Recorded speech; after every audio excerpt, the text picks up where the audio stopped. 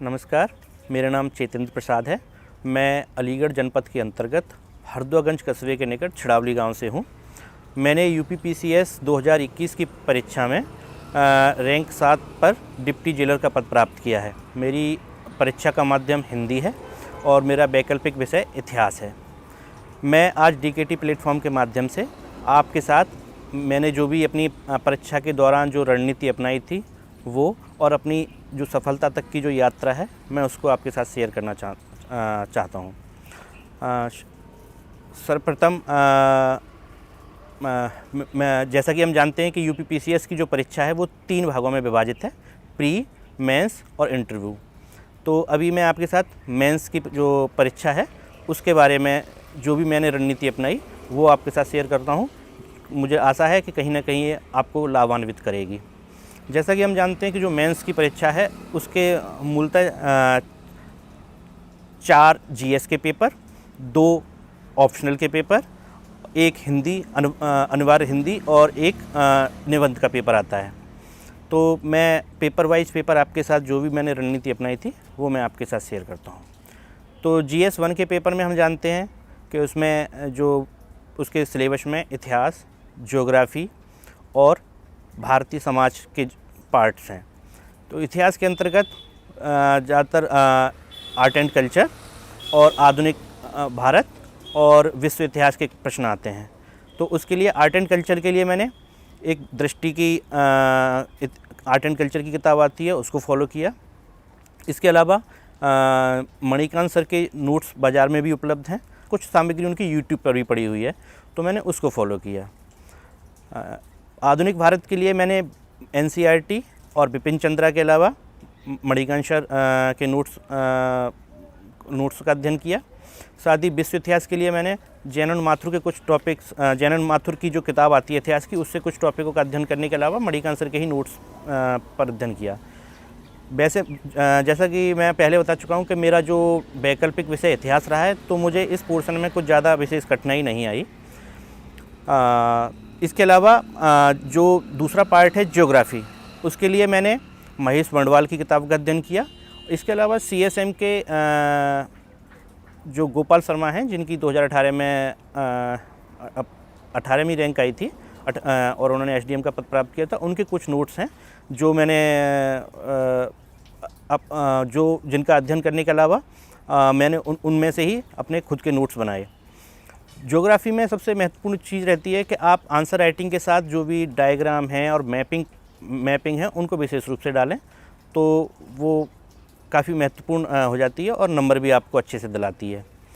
तीसरा पार्ट भारतीय समाज का है। तो भारतीय समाज के लिए जो एनसीईआरटी की किताब आती है भारतीय समाज की और सामाजिक परिवर्तन और निरंतरता की, उसको आप अगर अच्छे से पढ़ते हैं तो मुझे लगता है कि आपको कोई विशेष कठिनाई नहीं आएगी।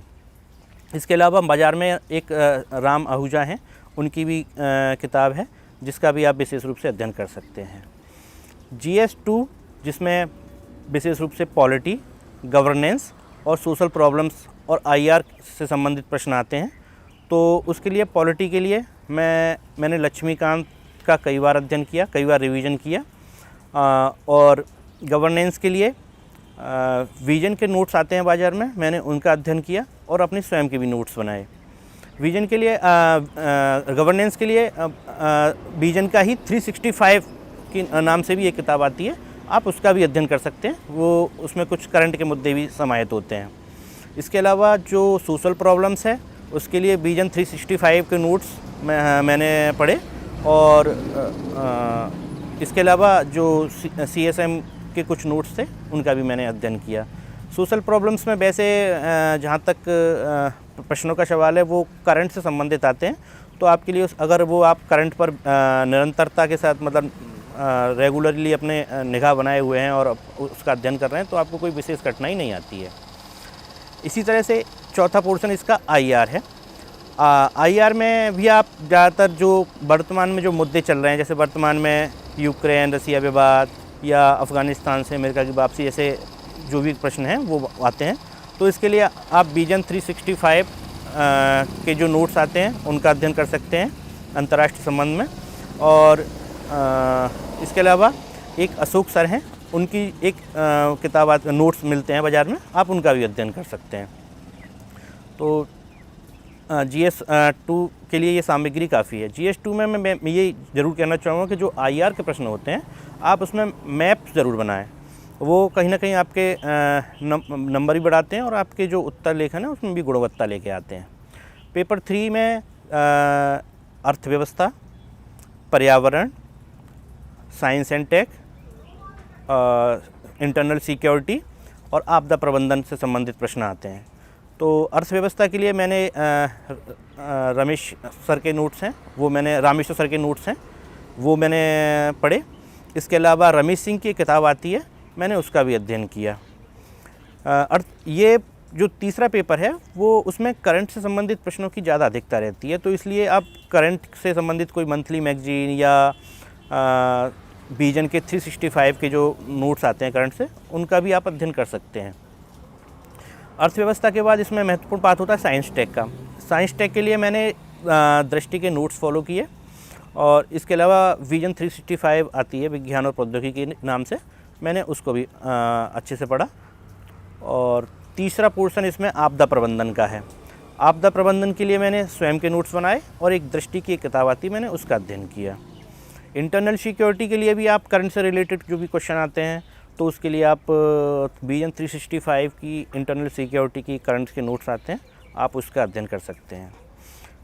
तो ये मूलतः करंट से संबंधित पेपर है।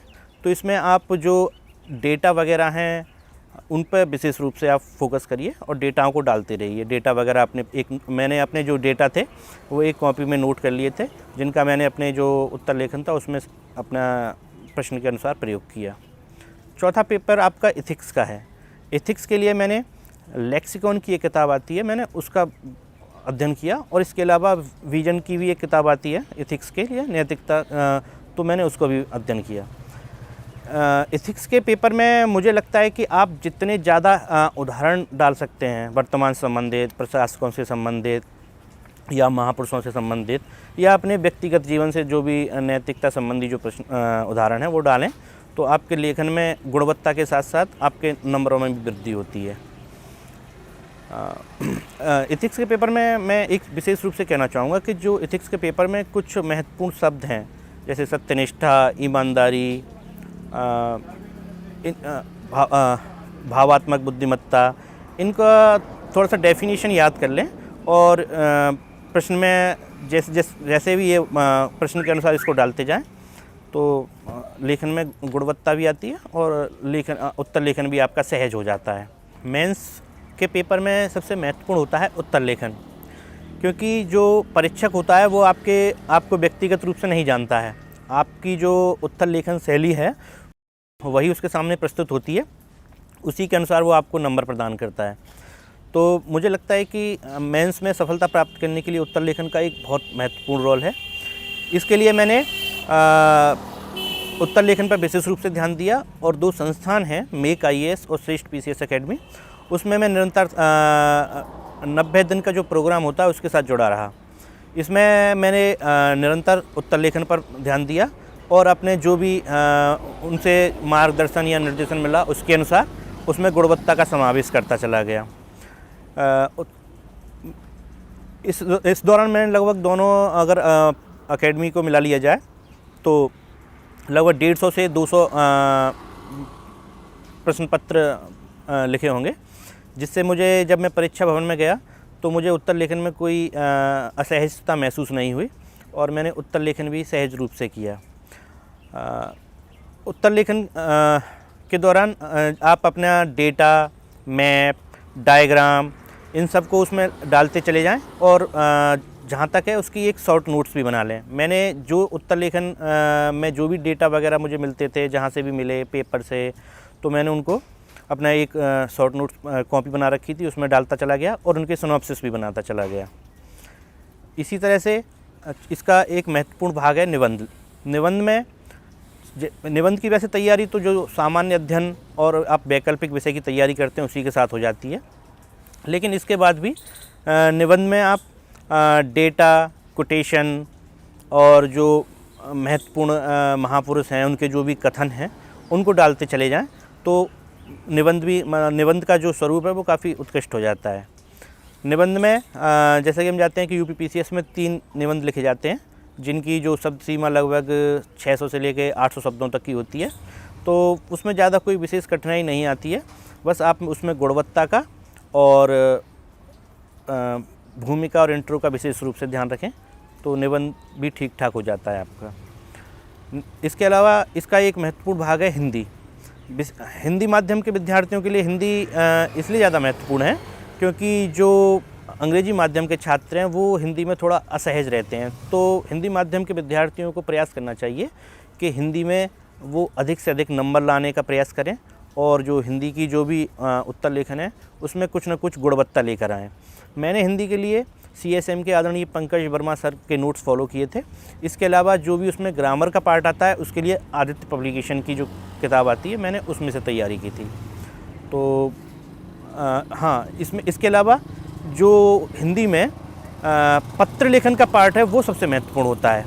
उसमें आप एक काम कर सकते हैं कि अपनी जो हिंदी की जो कॉपी है उसमें जो जितने भी पत्र हैं उन सभी के प्रारूप और उदाहरण आप लिख सकते हैं, जिससे कि परीक्षा के समय रिवीजन करने में आसानी हो।